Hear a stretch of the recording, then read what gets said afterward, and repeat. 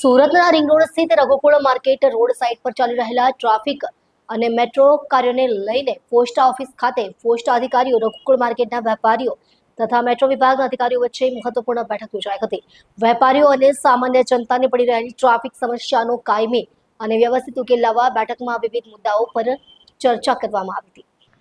બેઠકમાં પોસ્ટ પ્રમુખ હંસરાજ જૈન, મહામંત્રી દિનેશ કટારિયા, ડિરેક્ટર સુરેશ મોદી, મહેન્દ્ર ભયલ, શિવરાજ પારેખ, અશ્વિન ઠક્કર અને જિગ્નેશ ભીખડિયા, રઘુકુળ માર્કેટના સભ્ય સંતોષ તથા મેનેજર ભરતભાઈ અને મેટ્રો વિભાગના અધિકારીઓ બલવિંદરસિંહ, જે માજી અને કમલ યાદવ ઉપસ્થિત રહ્યા હતા. મેટ્રો વિભાગના અધિકારીઓએ બેઠક દરમિયાન મહત્વપૂર્ણ માહિતી આપતા જણાવ્યું હતું કે રઘુકુળ માર્કેટની સામે આવેલા મેટ્રોના સપોર્ટિંગ સ્ટ્રક્ચરને દૂર કરવાની કામગીરી આગામી 10 થી 15 દિવસમાં પૂર્ણ કરવામાં આવશે. આ કામગીરી પૂર્ણ થયા બાદ રઘુકુળ માર્કેટના ગેટ નંબર 1 અને 2 પર વાહન વ્યવહાર તથા લોકોની અવરજવર વધુ સરળ બનવાની શક્યતા છે.